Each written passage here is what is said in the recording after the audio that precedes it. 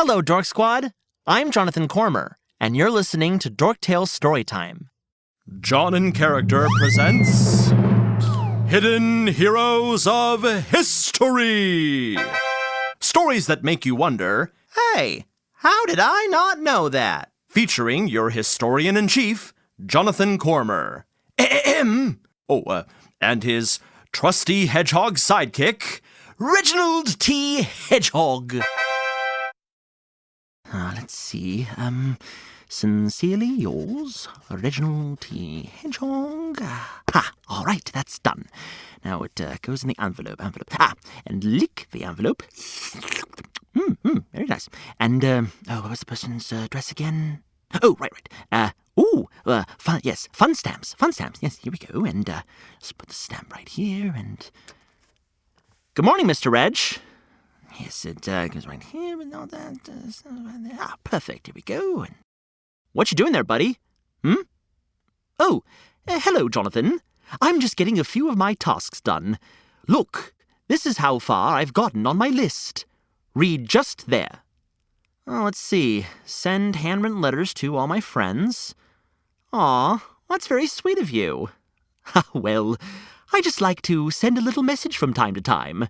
You know, the old-fashioned way. Hey, what's this? Steal the ice cream from Jonathan's freezer. Why don't I just take that back from you? Hey, let me take another look at that list. Don't you just love my stationery? The gold-foiled filigree. My name, written in calligraphy. Ooh, that rhymes. A hedgehog stationery dreams. Yes, it is very distinguished. But what's that? Oh, this is the Reg is super awesome, very cool, and totally tubular stamp.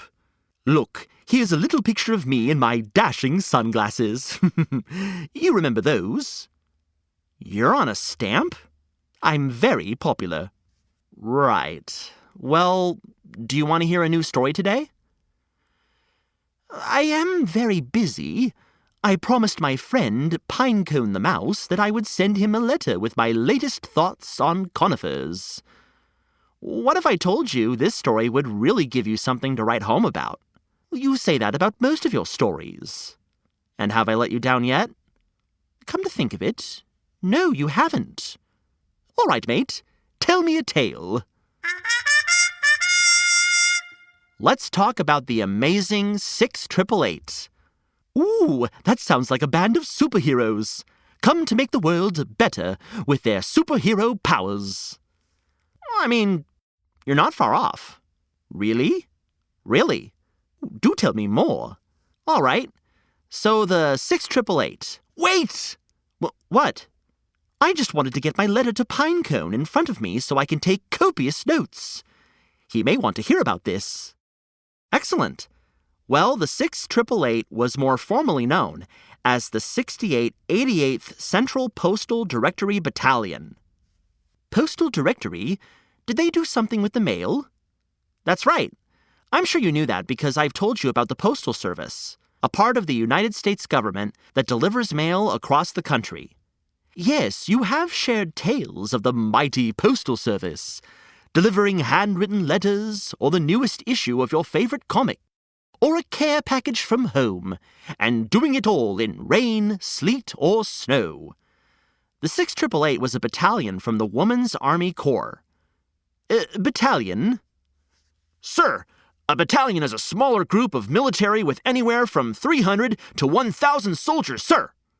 Oh, at ease, Jonathan. So the 6888 was part of the Army? That's correct, Mr. Reg. Well then, what does this have to do with mail? Oh, don't worry. I'll get to that bit.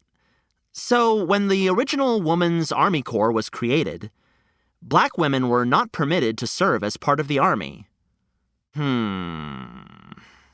What's up, Reg? So, this is another story that takes place in a time where individuals were left out of jobs and opportunities because of their race? Yes, unfortunately. But activists like Mary McLeod Bethune civil rights newspapers and organizations fought for black women's rights to serve. They even appealed to Eleanor Roosevelt, the First Lady of the United States at the time. So they were allowed to enlist, or join, the army after all? Yes. However, segregation was still a problem. We've learned about this before. Segregation, forced separation of groups of people because of race. That's right, Mr. Reg. So, black individuals were prevented from going to the same places as white individuals, like stores, lunch counters, and schools. And it would impact the Army until 1948. And then, as a country, we would struggle with it even longer. Ooh, I say. Yeah, I know, Reg. After pushing for the right to serve, a battalion of 855 black women were sent to Europe for an incredibly important job during World War II. They had to take charge of delivering warehouses and warehouses and warehouses of letters and packages to the soldiers. So this is where the mail comes in. That's right. Jonathan, why do you say this was an incredibly important job? I mean, I don't deny its importance, but you make it sound so urgent. I don't know that I've ever needed a letter that badly. How can I explain? Why don't we take a moment for our classic best friend daydream think? A classic what? Just go with it. Oh, yes, I love these. Hold on. Let me sit beside you and, and then we can rest our heads in our palms and gaze out the window. Right. In position? Aye, aye, mate. Imagine for a moment that you're fighting in a war. That is a pretty frightening thought. You're not sure how long you'll be part of this war, or when you'll go home. War is a very serious, scary, and dangerous thing. And it's also very uncertain. Yes, so true. Now, imagine that somewhere out there, the people you love most are trying to get you a message, a present for the holidays, or some other bit of cheer. But you'll never see them because there aren't enough military personnel to deliver those letters and packages to you. And remember, Reg, this was a time before there was texting, email, or social media. Oh my! You know, Jonathan, I understand what you mean now when you say incredibly important. I'm sure it was difficult for their morale, meaning they felt lonely, upset, and discouraged. That's why the 688's official motto was, no mail, low morale. A perfect motto. When the 688 arrived in Europe, they faced a huge challenge. It would be their job to sort and deliver over 17 million letters and packages addressed to military personnel scattered across the continent. 17 million? That's right. This effort took an enormous amount of work and planning. The battalion was split into 4 companies, which is an army term for groups. Oh, let me get my pencil. I want to get this right in my letter. 4 companies. The groups of women worked all day, 7 days a week, in rotating 8-hour shifts. 8-hour shifts? Each group sorted and processed approximately 65,000 pieces of mail per shift. Hold on. 65,000 pieces of mail? Let's see. 8 hours makes 480 minutes. 65,000 divided by 480. I say! That's 135 pieces of mail per minute! Even more impressive when you consider that letters and packages were often missing important information. In some cases, they were even missing last names. No last names. Wait, some of them didn't have last names? Nope. A lot of the soldiers even shared the same name. I mean, there were apparently more than 7,500 Robert Smiths serving in Europe at the time. I'm at a loss for words. The 6888 were committed to their mission. Most folks in the military thought the project was a lost cause, but gave them 6 months to try. They worked day and night as a dedicated team, and guess what? What? They completed their assignment in just 3 months. In only 3 months? What a feat! Tell me, who led this charge? I'm so glad you asked. The 6888 was led by Lieutenant Colonel Charity Adams, the first black woman to become a commanding officer of her own battalion. By the end of the war, she was the highest-ranking African-American woman in the Army. Now she really sounds like a superhero. There was a lot of pressure for the 6888 to succeed. Many who opposed their inclusion in the Army looked at this mission as a test of their capabilities, and as a test of whether or not black individuals, especially women, should be allowed to serve. They were faced with racism throughout their service. Well, they certainly proved the naysayers wrong, didn't they? And then some, Reg. Lieutenant Colonel Adams fought many battles for her troops.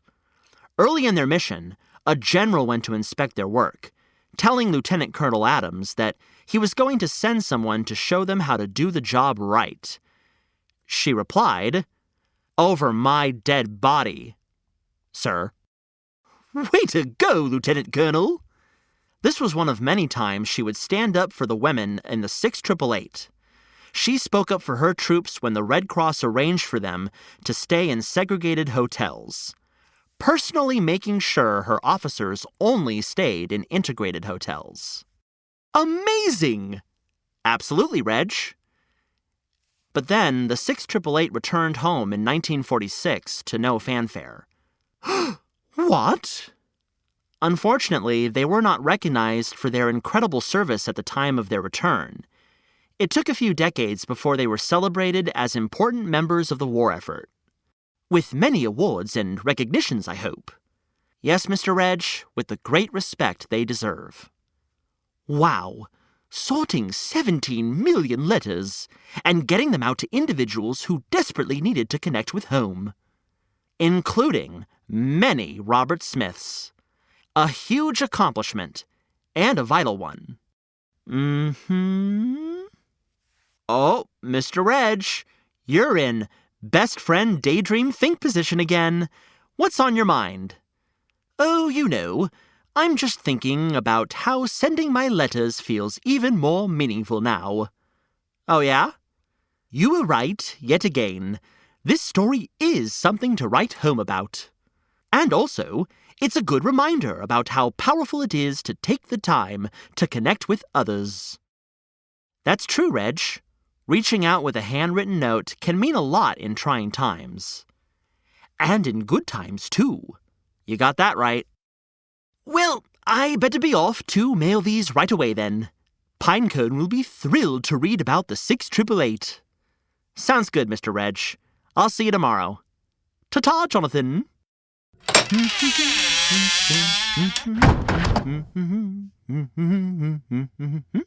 Oh, I wonder what just came through my mail slot. Ooh, a letter.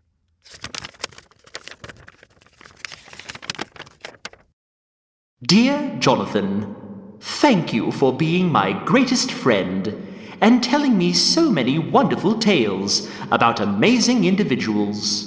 I admire you more than my extremely stylish sunglasses, my super cool stamps, and my distinguished stationery combined. Sincerely, your most spectacular hedgehog best friend, Reginald. Aw, thanks, Reg. P.S. I did steal the ice cream in your freezer, but I needed it for a very important science experiment. No, that's not true. I'll just cross that out. For dessert. But never fear, mate. I'll deliver a new pint tomorrow. Oh, Reginald. Gotta love him. And his stationery. Hidden Heroes of History is a John and Character production. This story was written by Molly Murphy and performed by Jonathan Cormer. Sound recording and production by Jermaine Hamilton at Hamilton Sound Studios. Reach out to us on Instagram or email us at dorktalestorytime@gmail.com. Find links in the show notes or go to dorktalestorytime.com. Now, go be the hero of your own story, and we'll see you next Once Upon a Time.